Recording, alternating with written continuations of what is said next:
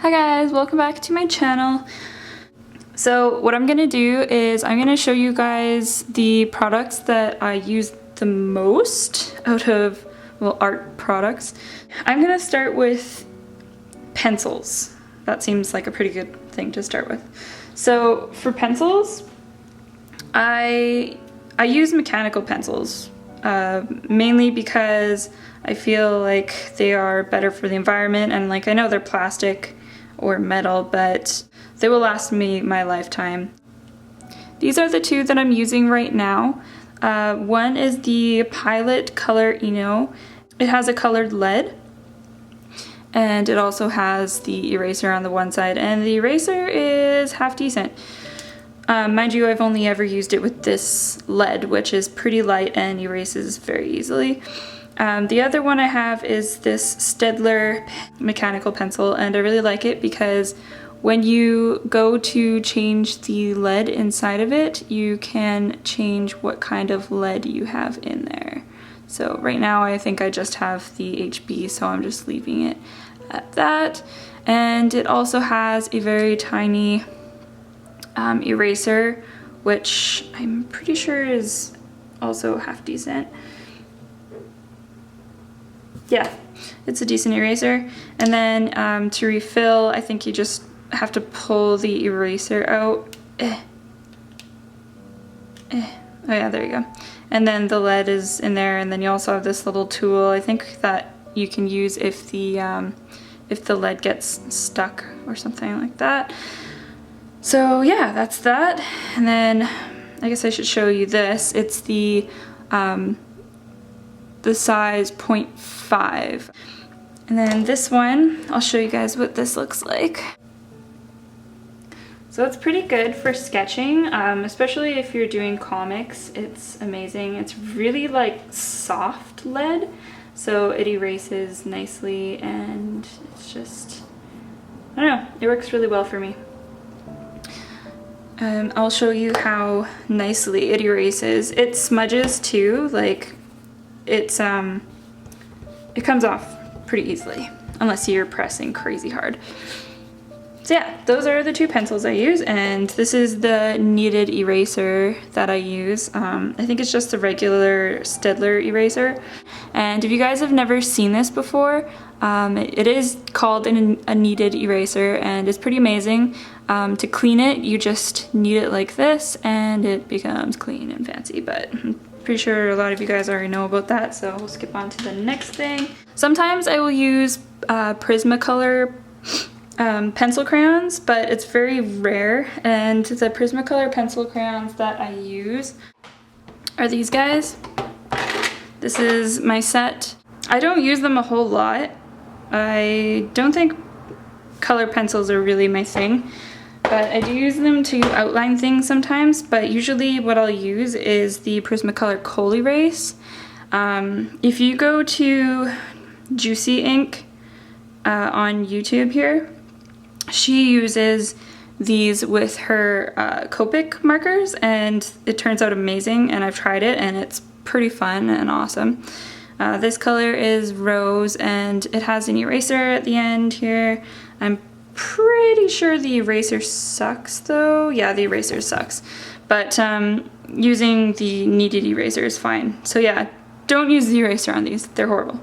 But yeah, that's pretty much the same thing as, like, say this, it's like a colored pencil lead. And I've tried other colored leads as well, and I have a whole bunch of them. You can normally get these at an art store. Pretty much all of these you can get in art stores. Some of them you can find at like a craft store like Michael's. Let's go on to ink. So what I use for my ink drawings, for the most part. So what I use for my ink drawings that are like this, I will use the Copic multi-liners. And these are just the prints that I do with the Copics.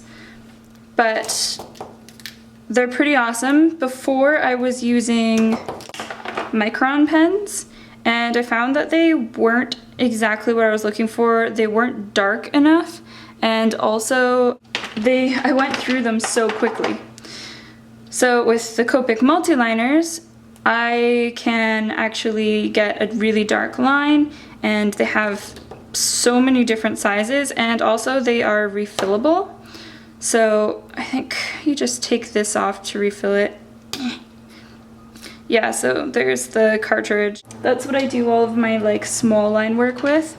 The next thing you guys ask about all the time is this baby here. This is the Pentel brush pen, and it's like a staple for people who use ink a lot. It's pretty amazing. It does it can do very tapered lines, and it's really nice. It maintains its shape so well. And it's made out of fibers. Like, I know it's not real hair or anything. It's made out of what I think is probably plastic fibers. And it's got this beautiful, I think, kanji on it there. And it is refillable. And there is the refill right there. And I love this pen so much. But I go through these refills like crazy. Like, I've probably used about 40 of these within a couple years or a year. So that's kind of a bother. This is what the refill package looks like. And there's 4 cartridges in it, and I think it was like 12 bucks or something like that for the 4 refills. So it's a little bit pricey. It's worth it, but I mean, like, I care a lot about the environment, so I want to try and find something that isn't so wasteful, because they're just all little plastic cartridges, right? So on that note, what I bought in replacement was this guy, and I've been testing it out here and there, and I kind of like it. It's not the same as the Pentel brush pen because it has a longer tip to it, which is a little bit strange to me, so it's still something that like I would need to get used to. But it's better than, I don't know, going through lots of plastic. I mean, it's made out of wood. I had to order it from jetpens.com. I'm not sure, like my art store doesn't sell anything like this, so I'm not sure where you could go about getting one. And I forgot to mention, the Pentel brush pen, it doesn't always make the darkest lines as well. I find that it will fade quite a bit. And I bought some just regular ink to use with this guy, but you can also do like fairly tapered lines, but I feel like you almost have to have a much steadier hand with this. So it's a lot more tricky, and yeah, it's just something that I need to really like get used to. See, now it's working. Like, you gotta have a lot of ink on it. But it is nice. The hair on it is animal hair. I'm thinking it's from some kind of a mink. The name of the pen, or the brush itself, is called the Kuretake Zig Cartoonist Menso brush, and I'll link it down below because it's a bit of an odd name. But I don't know, it's not bad, but it is a decent replacement for this. And as well, another thing that could work is just using a regular watercolor brush, and that is also a half decent replacement for the Pentel brush pen. A regular watercolor brush that is made with like probably plastic bristles, same as the Pentel brush pen, will probably be the closest you can get to the Pentel brush pen without wasting a lot of money and plastic. So that's another option, but I'm not sure if it would be equally as good, but that's what I found. The ink that I use right now is this stuff, and it is the Cali non-clogging pigmented waterproof calligraphy ink, in jet black. It's just like the regular India ink. I like having waterproof stuff because I use so much watercolor that I need waterproof. I know that there is another type of ink that is far better. I've frequently read in a lot of places, and I know a lot of amazing artists use the Dr. P.H. Martin's ink, and I know that it's pretty amazing. I haven't managed to get my hands on it, but I've heard some pretty fantastic things about it, and once I'm out of this stuff, I will definitely be buying some of that. Other ink related things that I use are these guys. So these guys are pretty awesome. They are the Pentel Aquash watercolor brush pens. They're pretty amazing. I think they're supposed to be used like just filled up with water, and then you use them with watercolors because they're kind of like meant to come with you wherever you go. I use them, and I know a lot of other people use them, with ink inside of them. So you can actually make something that's similar to a Pentel brush pen, and that is probably one of the best alternatives I've found to the Pentel brush pen.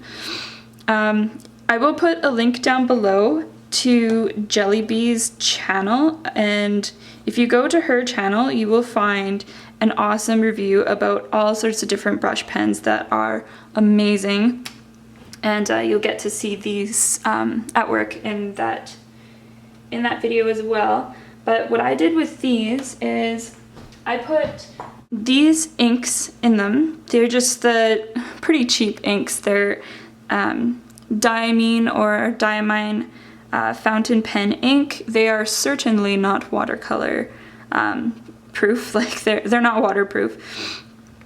This one is the color Coral, and I use this just for like a lot of sketches and whatnot. And once again, it has like the plastic bristles, and it's refillable. It's kind of awkwardly refillable, but it works. And you can put a cap in it and just chuck it in your drawer and it won't leak. And I got all sorts of different colors, and there's different sizes too. So if you look at these two sizes, the one on the right is the small size or fine, and then the one with the coral color on it is the medium size. And then this one, what I did is I just put the regular India ink in it, but I watered it down a ton, so I have a gray tone. And I actually used that gray tone in this illustration in some parts, just as like to fill in the shadows and stuff, and it works alright. And I'll show you guys. Yeah, it's certainly not waterproof, that's for sure. But it's very nice. And I also have the large size. So if you look at the fine size in comparison to the large size, the large is huge. I haven't used it yet because I accidentally bought it and I was like, damn, I didn't mean to buy that size. So I'll find use for it eventually. The other color that I have right here is the same brand, the Diamine brand, and it is in Marine. Okay, so now I am going to show you guys the Copics.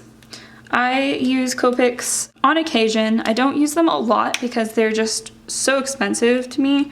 They're pretty fantastic, and I only use the Copic sketch markers, and I use this one, the square one.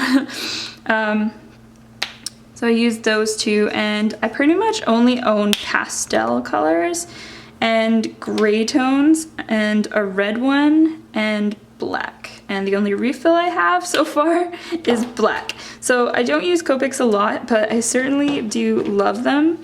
And the times I do use Copics, I do stuff like this. And I have this on a video on my channel. I'll put the link below. You guys can go check it out. And what I did with this is I used the Copics to do all of the coloring, and then all of the lines I used the Prismacolor col-erase pencil. And it works really good, and like the col-erase pencil reacts in a very interesting way to the Copics, which I really like. So next thing I use is these guys. So this is what I use to go over things, to fix stuff up or do some like highlights and whatnot. Before I was using the Jelly Roll pen, the Sakura Jelly Roll pen, and it was alright, but it wasn't working perfectly, and my friend at the art store told me like, hey, you should use this one instead, and so many of you guys were telling me to use that one instead, so I no longer use the Jelly Roll pen. I just want to point that out in this video. I use the Uniball pen now. It's Uniball Signo. Let's see if it's clear enough. It's a Uniball Signo pen, and it works so much better. It's amazing, and it's white ink, and you don't even really have to like do anything to get it going, and like look at that, that's freaking amazing. You see that? Let's go up closer. Like, so good. Be really good for like fixing mistakes and whatnot. I use white pens a lot in my work for like different effects and whatnot. So in this print that I made, you can see I have like little like snowflakes everywhere. And with that, I did this with the Pentel brush pen, the lines, and then I did all watercolor, and then I used the white pen to do all the little effects. And the pink highlights that you see around the cat, those are actually pink Jelly Roll pens, and it didn't turn out perfectly, but I'm wondering almost if the Signo series has other colors aside from white. If they do, I would suggest getting those instead. So yeah, I really like that pen much better. So the next thing that I use, and it's just kind of like the standard, is just a regular metal pencil sharpener. Metal is the best for sharpening pencils. This one's the Staedtler brand, and it works the best that I've found. Another thing that I use every day is my pencil box, and it is just the really useful box brand, and I got it from Staples, and it is usually full of the things that I use the most, and that's the sticker for my shop. The next supply I'm going to talk about that I use is my oil paints. I don't often do oil painting, but when I do, it is this brand. It is the M. Graham & Co. paint, and my friend that works at the art store, she said that she has talked to the guy who owns the company, and he seems really nice, and he's always giving them samples, and he's just a really sweet person, which I think is awesome. I don't like supporting crappy companies, so as soon as I hear somebody is a great person, I'm like, I will support you and buy your things if I need them. So yeah, this is what I use for my oils, and obviously it's covered in stuff. Alright, so the next thing that I use all the time is my watercolors. I have so many watercolor palettes, and this is mainly due to the fact that I use watercolor the most, and I've been trying to find the perfect palette of all the colors that I use all the time, and I think I finally found that with this. Whereas before, I purchased this palette, and it has all of the standard like base colors, and it is the Van Gogh palette, and I think it was around $40, maybe more, and the base colors are nice, they're good quality, but they were like on the cheaper end, and as well, they don't have anything aside from base colors, and I'm lazy. I don't use base colors really ever. Like I would maybe use this one and I would maybe use this one, but I wouldn't use any of the other colors as they are. So I mixed some of them up, and also I bought a couple of other colors in other brands that I honestly can't remember. And then I just put them in here, all the ones that I think I would use. So like this one I put in there, obviously, and this one I put in there. And I have a couple of other colors from other watercolor brands, and I basically just pick and choose. Like I'll usually go for the cheapest of like the cheapest of the good quality stuff. And I just buy various different palettes. I bought this palette a couple of times. That's my gouache paints. And this palette I think is my favorite, but I already filled it with base colors, so yeah. And I don't remember all the brands for the palettes, but if you go to any art store, they should have a ton of them. And I also have this little Winsor & Newton palette. I would not recommend this one.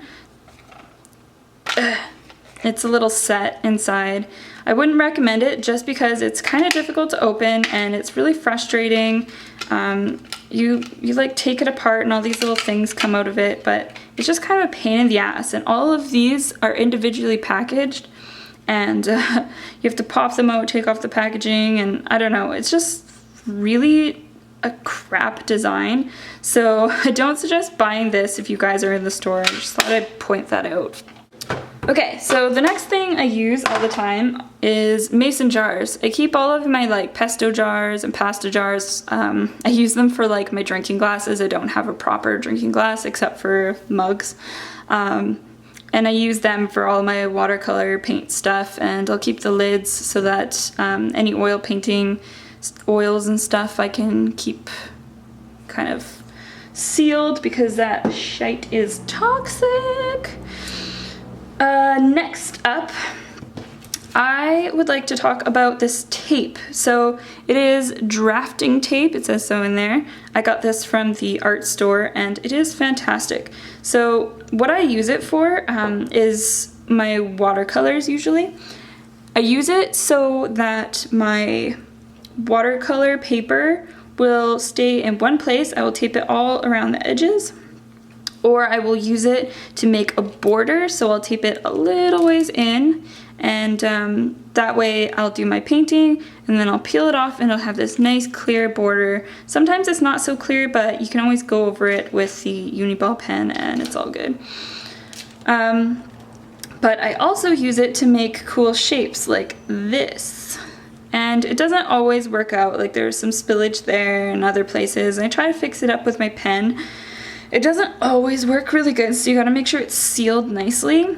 And you have to try it on paper before you go about putting your art on it, because some papers are kind of cheap and it will rip the paper up.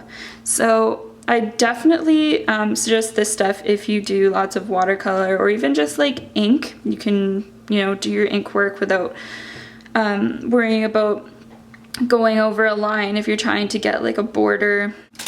The next thing I'm going to talk about that you guys ask about is where I get my sketchbooks, and I honestly just buy like the most standard sketchbooks I can find. I love the look of just like a sleek sketchbook like this, so I always get stuff like this. This one I got from an art store in town, and it's just like one of the books from their brand that they make, so it's super cheap. Because they're not going through any other company, and I mean, like, it's falling apart and everything, so it's not like it's the most stupendous thing ever, but it works out alright. So I like this. I can do a lot of watercolor on it. I don't want to show you guys too much because I'm going to do a video on my sketchbook when it's finished, but I can do watercolor on it and it doesn't go through all that much. Copics are not good with this. Copics is like hard to find some sketchbooks that will actually work with them. I also have a bigger sketchbook that you guys have seen me draw in that's very similar to this, and that one is from Artist's Loft, which is from Michael's.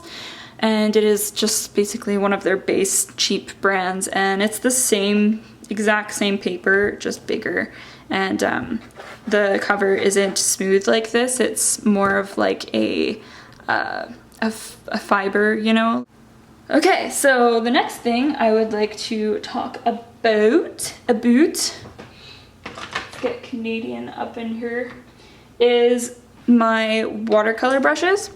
You guys always ask me what watercolor brushes I use, and I honestly just use whatever standard watercolor brush there is. But yeah, as long as they have like a nice tip to it, that's pretty much all, that's all that matters to me really. The next thing that I use a lot, and I'm gonna talk about it just because it is very important to me, is just my phone. I use it for references all the time, and I almost always use Pinterest.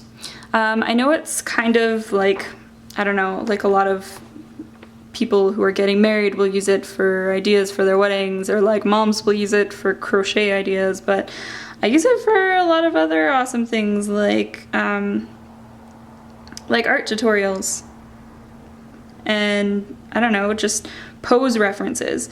If you guys want to follow me on Pinterest, my Pinterest account is just Audra Auclair, but I have lots of poses on here that I use. So I have like a pose board, so I'll save all that to there.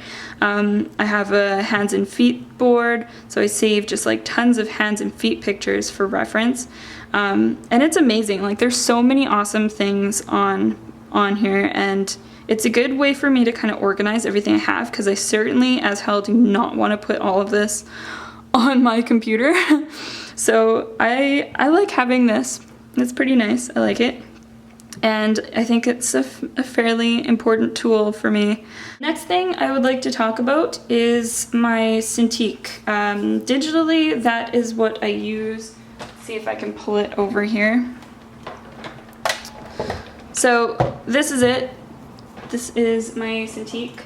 I've had it for a few years now. It's done me pretty well, but the screen is certainly way too small for me.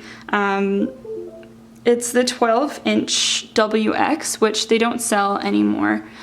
And when I get a file, when I get something open like Photoshop, it takes up the sides, and even so, there's not a whole lot of room I have to draw, and it's really bad for your wrist because you're only using your wrist, and that's what gives you carpal tunnel, and it also gives you stiff lines because you're not using your elbow. So that's another issue that I have with a small Cintiq, but it was good for me. It kind of helped me work more on my digital stuff and got me through a lot of stuff that I needed to do.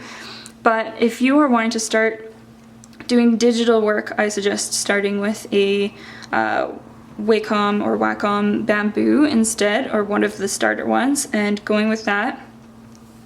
And then if you're really wanting to get serious about it, I would suggest going to a Cintiq 20, what's the one they have now, 24 or 22 inch. I'm gonna do a whole video on the Cintiq, so I'm not gonna get too into it now. I'm getting an upgrade soon, so I'm gonna do an unboxing and everything for that. But this is the tool that I use right now for my digital art when I do digital art. So yeah. The other things that I use are just pretty standard, like X-Acto knives, and I have like my drafting table. I use like rulers a lot. I use these rulers and they work alright. To cut my prints, I use a cutter, and I don't know, it's all pretty just standard normal stuff, and I assume you guys mostly want to know just about the art supplies. This mat is also super amazing and has been just awesome for doing all sorts of things, from cutting to drawing on or anything like that. Other things that I usually use while I draw is my computer or Lopi's laptop, in which case I will usually watch things, or I will use songs to listen to music, or I'll listen to my YouTube playlists. I use a salt rock lamp, which is supposed to balance out the ions in the air if you have a computer around, and if you do digital work, it's probably a good purchase, and also it's just really soothing. And I also use a oil diffuser, which kind of just puts me in the mood to chill and draw and all that whatnot. And yeah, so it creates some good smells, creates a good environment, and I think that's pretty much it for the most part. Thanks guys for watching. I hope you enjoyed this video, and I will be making more very soon. I have a book video planned, which I'll tell you guys about the books I have and which I find are useful. But I hope this helps someone, and leave a thumbs up if you enjoyed the video, subscribe if you want to see more, and yeah, thanks for watching, bye!